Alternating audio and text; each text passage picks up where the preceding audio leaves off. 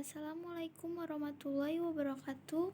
Nama saya Salwa Salsabila dari kelas 10B, nomor absen 32.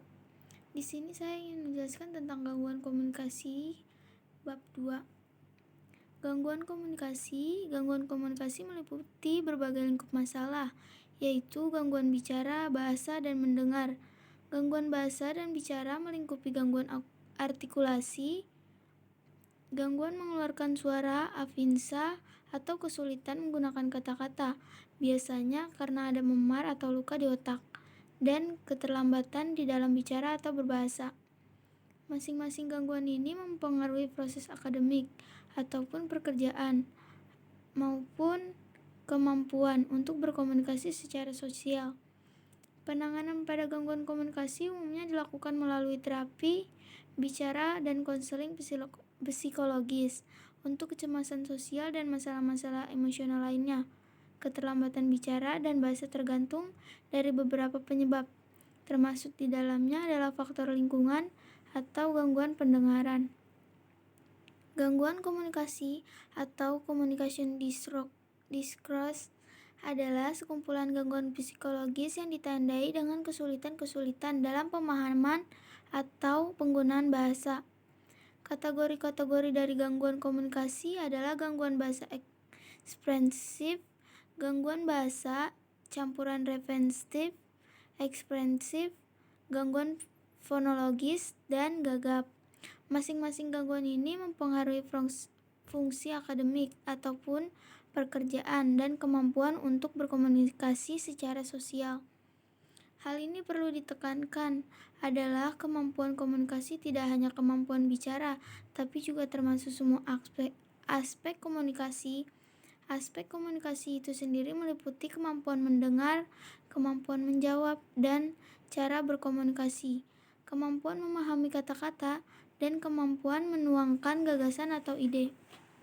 Hambatan dari gangguan komunikasi antara lain, satu, hambatan internal adalah hambatan yang berasal dalam diri individu yang terkait kondisi fisik dan psikologis. Contohnya, jika seorang mengalami gangguan pendengaran, maka ia akan mengalami hambatan komunikasi. Demikian pula, seorang yang sedang tertekan atau depresi tidak akan hanya dapat melakukan komunikasi dengan baik. 2. Hambatan eksternal adalah hambatan yang berasal dari luar individu yang terkait dengan lingkungan fisik dan lingkungan sosial budaya. Contohnya, suara gaduh dari luar lingkungan sekitar menyebabkan komunikasi tidak berjalan dengan lancar. Contoh lainnya, perbedaan latar belakang sosial budaya dapat menyebabkan salah pengertian. Hambatan komunikasi secara interaksi dalam perkenalkan komunikan tentu saja terjadi interaksi. Dalam interaksi inilah biasanya terjadi hambatan-hambatan yang dapat menyebabkan suatu komunikasi tidak berhasil dengan baik. Hambatan-hambatan yang biasa terjadi disebabkan karena adanya selain itu tidak siapkan mental, waktu, psikologis, disampaikan faktor kurang percaya terhadap cerita atau pesan oleh komunikator juga menjadi penghambat dalam berinteraksi komunikasi, dan pada akhirnya proses penyampaian pesan tidak berhasil dengan baik. Hambatan komunikasi secara situasional. Dalam berkomunikasi, seorang komunikator hendaknya memperlihatkan situasi hambatan yang terjadi pada kondisi yang tidak ingin mendengar sebuah informasi atau pesan. Selain itu, komunikator harus memperhatikan situasi yang berhubungan dengan kondisi seseorang komunikan. Misalnya saja, seorang komunikator hendaknya tidak menyampaikan sebuah pesan yang bersifat mengecewakan apabila situasi komunikan sedang tidak sehat atau sakit. Penyebab gangguan komunikasi secara psikologis. Gangguan yang akan mengakibatkan tidak lancarnya komunikasi yaitu 1.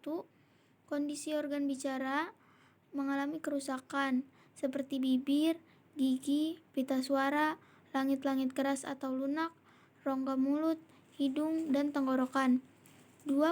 Organ pendengaran yang berfungsi tidak transmisi rangsangan bunyi dari lingkungan dan diteruskan kontak untuk menerima pesan tidak berfungsi dengan baik.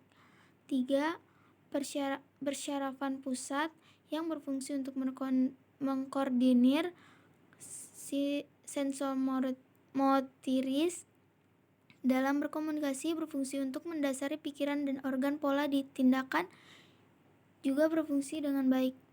Secara psikologis, gangguan yang mengakibatkan tidak lancarnya komunikasi yaitu 1. Kecerdasan yang rendah yang mengakibatkan keterlambatan bahasa, perkembangan bahasa. 2. Minat yang kurang pada lingkungan yang dilihat dan didengar. 3. Tidak adanya dukungan dari lingkungan mengakibatkan tidak adanya stimulus untuk berinteraksi dan mengakibatkan gangguan dalam berinteraksi dan komunikasi. Secara masalah emosi anak, seperti anak mengalami perceraian orang tua. Jenis-jenis gangguan komunikasi: gangguan bahasa, 1. Keterlambatan dalam berkembang bahasa. 2. Afasia, gangguan berbicara. 1. Disaudia. 2. Dislogia. 3. Disatria. 4. Disglossia. Gangguan suara, kelainan nada, kelainan kualitas suara, afonia. Gangguan irama, stuttering, cluttering, palalila.